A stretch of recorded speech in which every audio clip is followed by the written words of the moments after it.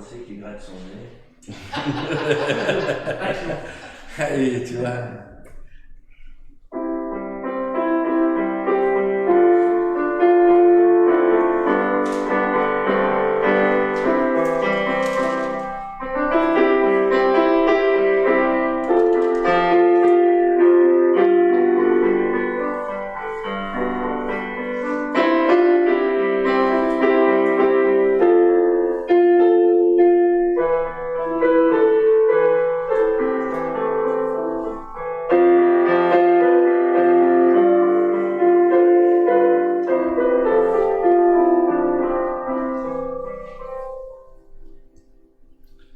Eh bien, bonjour à vous tous et à vous toutes, à ceux qui vont regarder le culte après.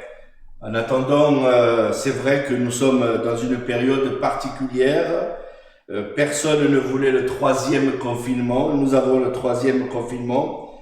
Donc, nous avons été obligés de nous adapter, en tout cas pour cette troisième édition dans le confinement. Donc, on va prier. Et je vais commencer donc l'exhortation de ce matin. Seigneur, je veux te remercier parce que malgré cette situation, tu es un grand Dieu et nous pouvons continuer, Seigneur, à enregistrer le culte de ce matin, les prédications, afin que les personnes peuvent le regarder après, durant la journée ou durant la semaine. Seigneur, nous voulons te remettre toutes ces choses entre tes mains. À toi en revienne toute la gloire. Au nom du Seigneur Jésus-Christ. Amen. Alors je voudrais continuer la troisième partie de l'exhortation qui a été commencée dans l'épître aux Corinthiens, le premier chapitre. Donc je disais la semaine dernière dans le chapitre 1er que l'apôtre Paul indique trois aspects importants de son appel. Tout d'abord, le premier appel que nous avons vu, c'était entre le verset 1er et le verset 9, qui Paul rappelle à ces Corinthiens qui vivaient d'une manière un petit peu particulière. Eh bien, Paul leur dit qu'ils sont des saints et qu'il fallait qu'ils se comportent comme des saints. Verset 2. À l'Église de Dieu qui est à Corinthe, à ceux qui ont été sanctifiés en Jésus-Christ, appelés à être saints, à tous ceux qui invoquent en quelque lieu que ce soit le nom de notre Seigneur Jésus-Christ, leur Seigneur et le nôtre. Donc Paul rappelle à ces Corinthiens qu'ils sont des saints, donc comportez-vous comme des saints. Et puis le deuxième appel dans ce chapitre que nous avons vu dernièrement, Paul rappelle à ces Corinthiens que nous sommes appelés à la communion, pas de division entre nous. Alors voilà ce que Paul leur dit au verset 10, toujours du même chapitre. Je vous exhorte, frères, par le nom de notre Seigneur Jésus-Christ, à tenir un même langage, à ne point avoir de division parmi vous, mais à être parfaitement unis dans un même esprit et dans un même sentiment. Donc, Paul rappelle à ces Corinthiens, pas de division, unité au sein de l'Église, pas de division. Aujourd'hui, nous allons aborder le troisième appel, c'est l'appel à glorifier Dieu. Et je pense que c'est un appel qui est important et nos vies doivent glorifier Dieu. Alors, on va regarder un petit peu dans le détail comment Paul va interpeller les Corinthiens à vivre pour que le Seigneur soit glorifié. Alors la semaine dernière, par manque de temps malheureusement, j'ai sauté un petit peu. Donc j'avais parlé des trois questions que l'apôtre Paul parlait dans le verset 13, où Paul rappelle, est-ce que Christ est-il divisé? Donc on avait déjà vu cette première question au verset 13, et puis j'ai abordé aussi la deuxième question que Paul interpelle les Corinthiens. Paul a été crucifié pour vous? Donc c'était la deuxième question, mais la troisième question, je l'ai un peu mis de côté en pensant vous le rappeler en tout cas aujourd'hui. Donc on va, avant d'aborder le troisième point, dans ce chapitre, je vais faire un petit bond un petit peu en arrière pour revenir un petit peu à la troisième question que Paul parle au verset 13. Avez-vous été baptisé au nom de Paul? Alors, j'ai l'impression que parfois, quand on lit ce genre de questions, on a l'impression que Paul est en train de minimiser le baptême. Mais quand on regarde un petit peu l'histoire de l'Église, on s'aperçoit que le baptême était quelque chose de très important dans le Nouveau Testament. Et un pécheur qui plaçait sa confiance en Jésus-Christ dans le Nouveau Testament, ben, il se faisait automatiquement baptiser. Et nous avons quelques exemples, en tout cas dans la parole de Dieu, qui montrent que quand une personne se faisait croyait en Jésus-Christ, elle passait de suite par les eaux du baptême. Donc, leur vie était un témoignage au travers du fait qu'ils passaient par les eaux du baptême. C'était un témoignage pour leur famille, c'était un témoignage pour leurs amis. Donc, un chrétien devenait, en passant par les eaux du baptême, eh bien, il devenait automatiquement un témoin aux personnes qui étaient autour d'eux. Alors, c'est pas toujours le cas, mais c'était une lourde conséquence pour les premiers chrétiens. Ça l'est encore aujourd'hui, lourde conséquence. Quand on passe par les eaux du baptême, on prend une position pour Jésus-Christ. Jésus ne baptisait pas, en tout cas la Bible nous dit dans Jean chapitre 4 que Jésus ne faisait pas de baptême. Pierre donnait des fois des ordonnances pour faire des baptêmes. Vous avez cela dans Actes chapitre 10 verset 48.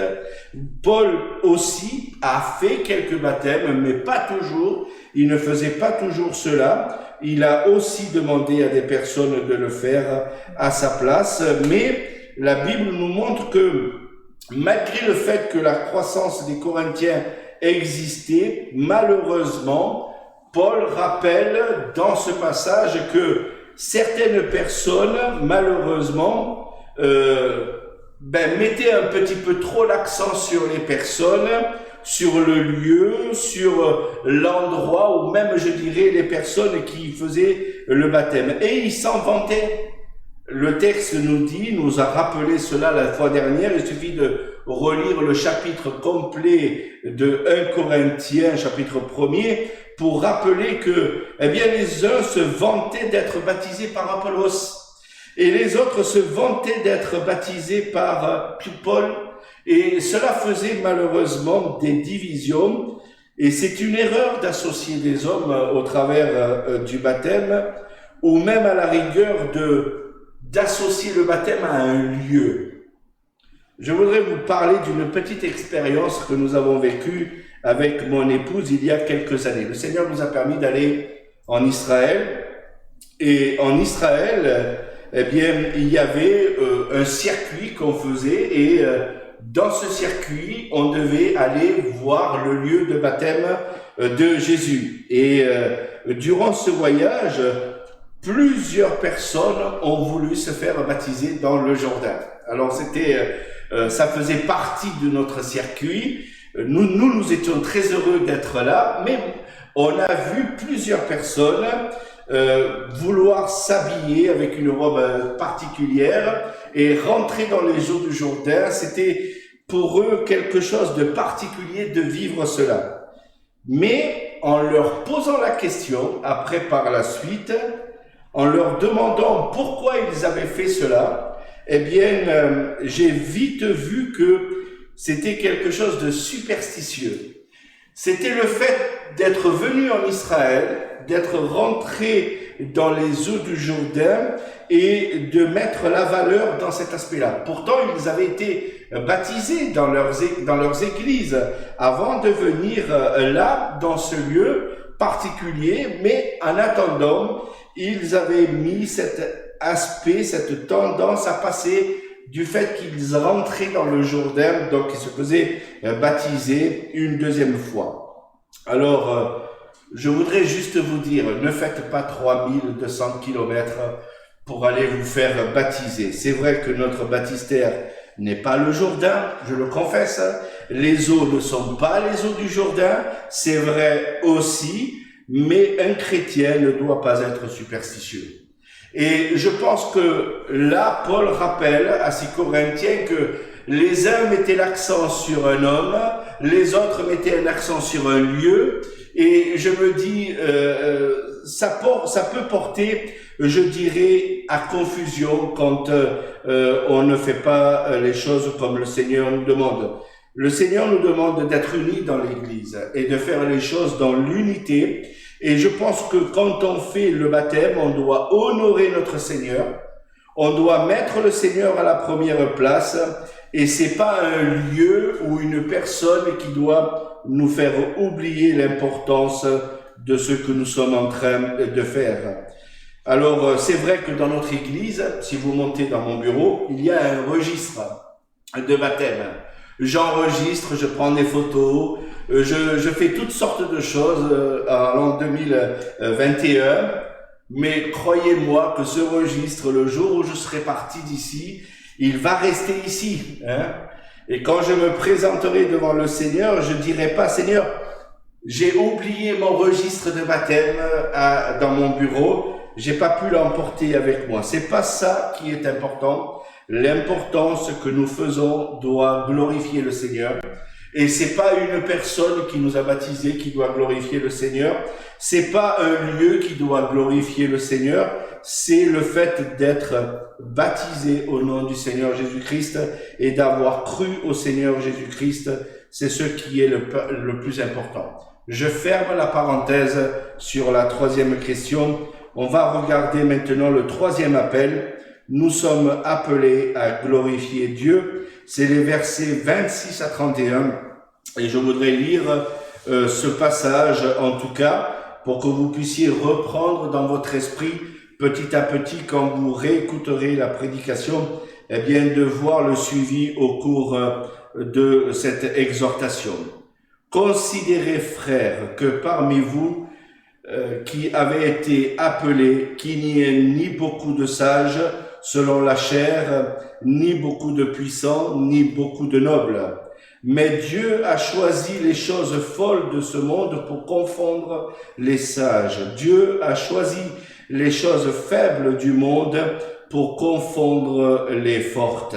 Et Dieu a choisi les choses viles de ce monde et celles qu'on méprise, celles qui ne sont point, pour réduire à néant celles qui sont, afin que nulle chair ne se glorifie devant Dieu.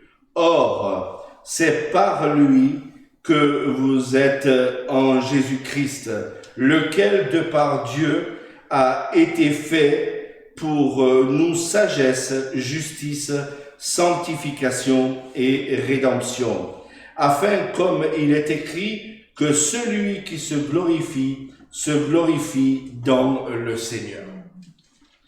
C'est très important de voir que les Corinthiens avaient tendance, et on va le voir plus tard dans le chapitre 4, le chapitre 5, que ces Corinthiens avaient une tendance à s'enfler d'orgueil. Ils se disaient spirituels, mais ils avaient cette tendance un petit peu à s'enfler d'orgueil. L'évangile, c'est une grâce de Dieu, et je pense que quand on l'analyse, quand on essaye d'y réfléchir, on méritait pas cet évangile. Il a fallu vraiment la bonté de Dieu pour venir à nous, pour nous interpeller à un moment donné. C'est pas notre rang social qui nous a rapprochés de Dieu.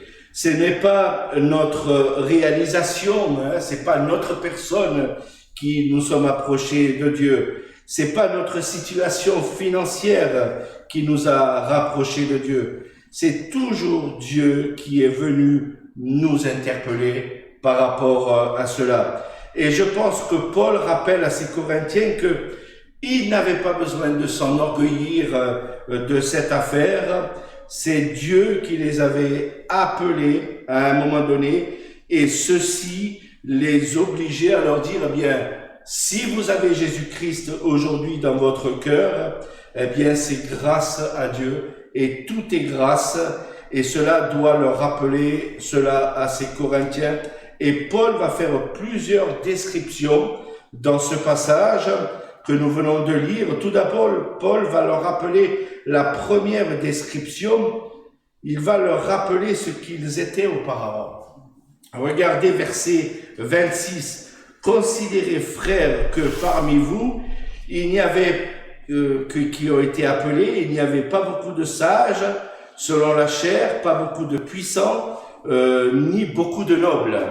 Il est en train de leur rappeler, alors c'est vrai qu'il y avait pas beaucoup de sages, enfin en tout cas la région de Corinthe n'était pas un lieu où c'est qu'il y avait beaucoup de nobles, ni beaucoup de puissants, mais Paul leur rappelle que la majorité des personnes qui avaient accepté Jésus-Christ dans cette église, eh bien, il n'y avait pas beaucoup de personnes de grand rang social.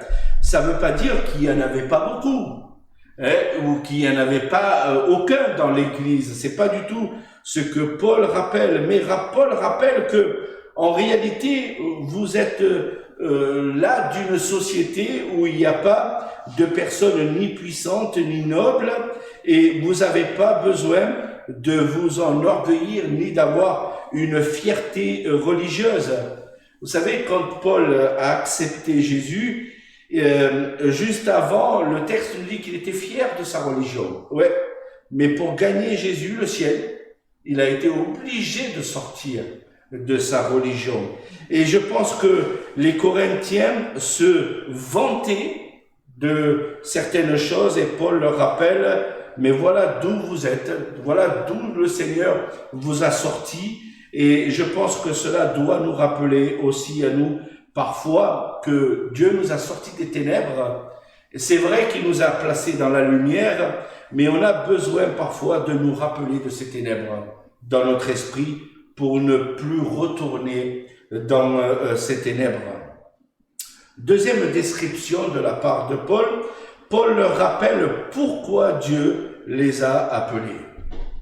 Dieu a choisi les faibles, les inférieurs, les méprisés, pour montrer aux orgueilleux leur manquement à déployer la grâce. Personnellement, c'est pas un puissant qui m'a parlé de l'évangile. Je me souviendrai toujours de cet homme et je crois qu'il est marqué dans mon esprit.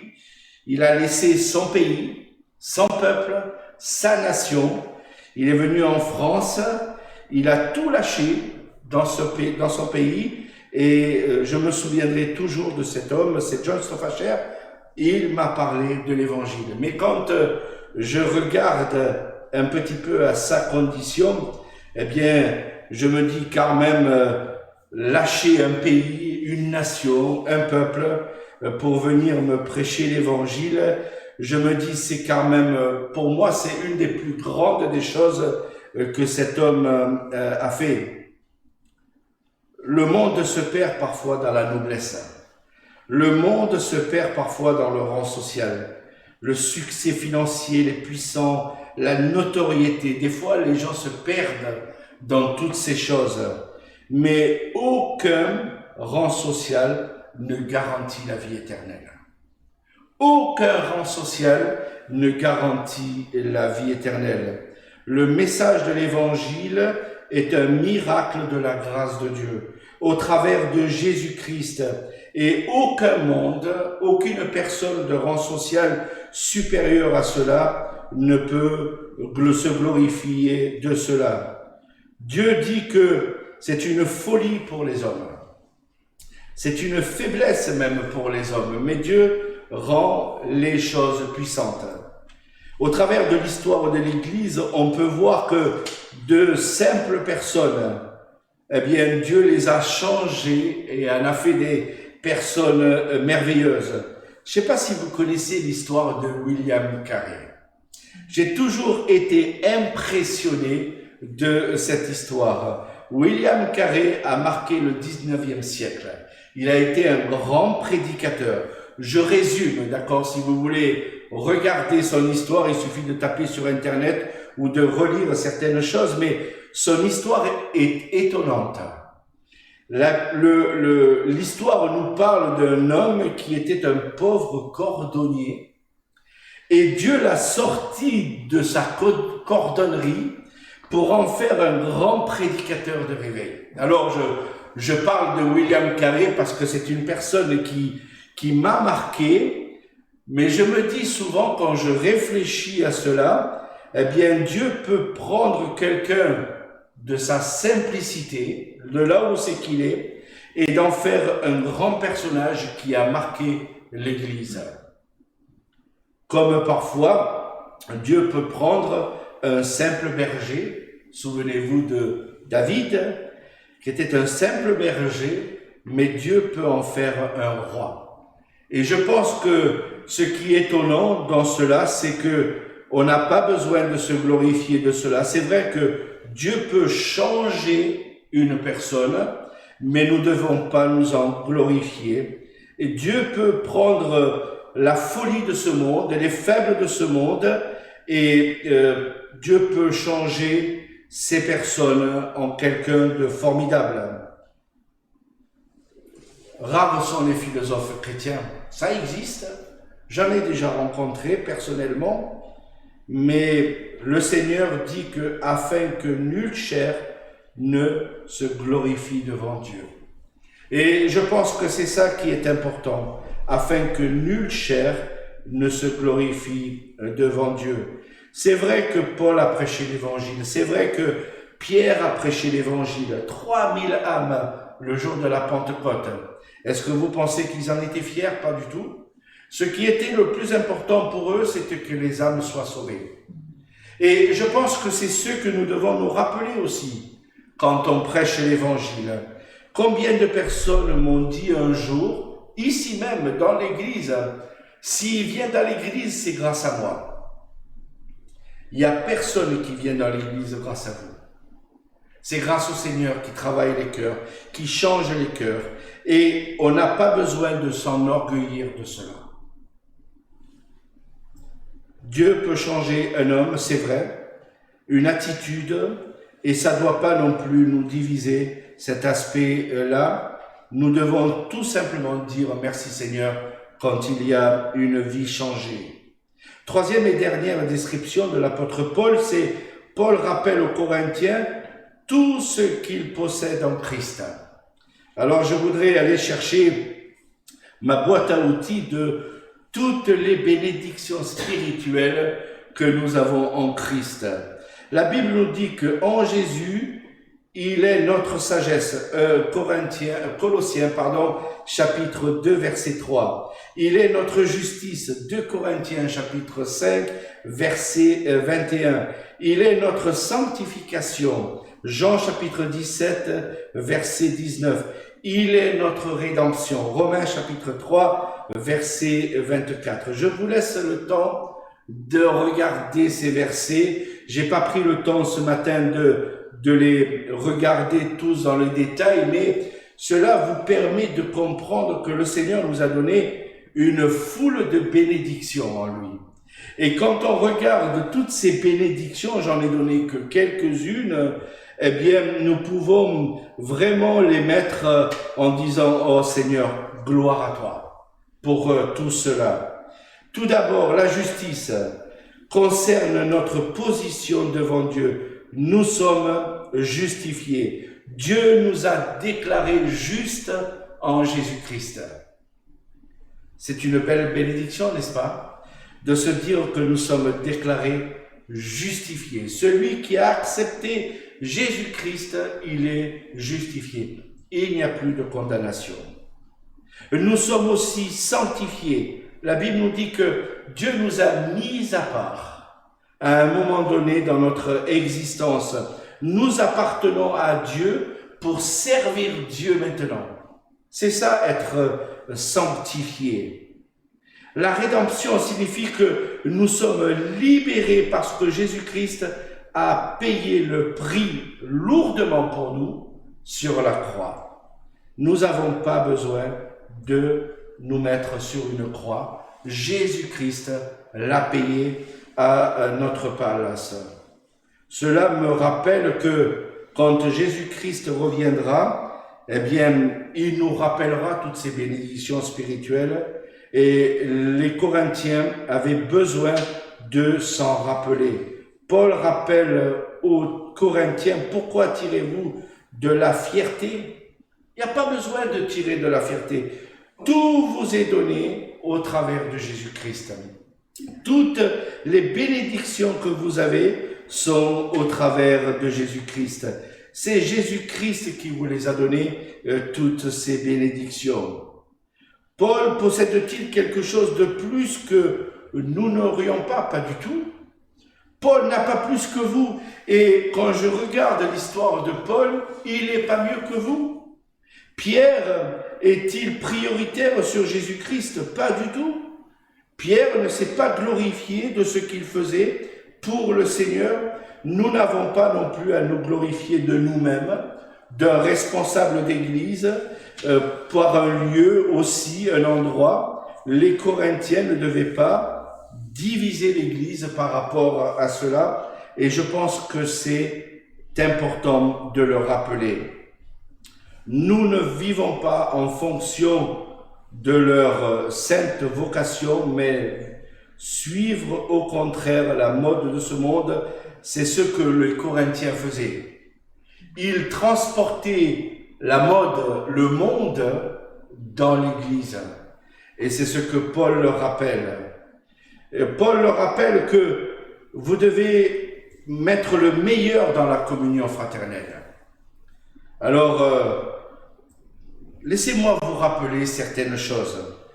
C'est vrai que le monde est devenu un monde de communication. Le téléphone ne nous lâche pratiquement plus aujourd'hui.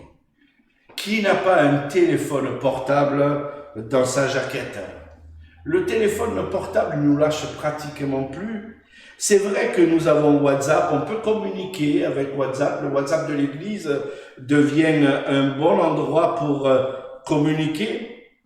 Mais est-ce que ça vous suffit, ça, en communion fraternelle? Alors, c'est vrai que, personnellement, cette histoire de la Covid-19 nous empêche de communiquer. Mais si vous avez un téléphone portable, vous pouvez avoir le téléphone d'un frère ou d'une sœur. Vous savez, prendre quelques instants pour communiquer avec un frère ou une sœur, c'est une chose aussi à faire. Il n'y a pas besoin de marquer sur WhatsApp « Je pense à toi, je prie pour toi ». Et puis, j'ai fait ma BA, ma bonne action. Et puis, quand j'ai terminé avec mon téléphone, je le mets de côté. Et en réalité, je ne prie pas pour elle et je ne pense pas à elle. Ou j'ai pas pris le temps de l'appeler pour savoir si elle allait bien. Au lieu de se glorifier, eh bien, nous devrions mettre tout au pied de la croix. Et je pense que Paul rappelle que celui qui se glorifie doit se glorifier dans le Seigneur. Alors, je viens de vous montrer dans ce premier chapitre une église qui se comportait d'une manière qui ne glorifiait pas le Seigneur. Elle était imparfaite et vous allez voir que au fur et à mesure des études que nous ferons dans l'avenir, je vais montrer au travers de cette église certaines choses qui n'étaient pas glorieuses et que cette église faisait. C'était une église qui était immorale, c'était une église divisée, malheureusement, et une église qui était aussi en déclin. Alors, on ne va pas lui jeter la pierre. Le but de mes prédications n'est pas de jeter la pierre à cette église de Corinthe, parce que si vous connaissez l'histoire de l'église de Corinthe, grâce à l'apôtre Paul, qui a envoyé des lettres pour rappeler certaines choses à cette église, eh bien, cette église a changé. Et je pense que cela, c'est nous aussi, nous avons besoin de prendre acte quand on étudie certains passages de la parole de Dieu, eh bien, de prendre acte et de changer. Quand le Seigneur nous montre certaines choses, eh bien, de le changer réellement. Alors Paul leur dit à ces Corinthiens, nous avons été appelés à être saints. Alors, est-ce que je suis un saint? Est-ce que dans mon comportement, dans mon attitude, est-ce que je suis un saint? Ou est-ce que je me comporte comme le monde? Quand je suis dans une file d'attente, on aimerait tous passer, vous savez, à la première place. Mais c'est pas ça être un saint. Je pense que le Seigneur nous demande d'être une lumière quand on parle de saint. Quand on parle de saint, c'est être le sel de la terre. C'est se comporter différemment de ce monde. La magouille devrait être quelque chose d'oublié dans notre existence. Vous savez, avec la Covid-19, on aimerait tous avoir notre propre phrase dans l'attestation. On aimerait dépasser les limites de ce que Dieu nous donne dans l'attestation. Alors j'ai reçu, hier, j'ai pris une attestation pour voir un petit peu ce qu'il y avait. 2 pages.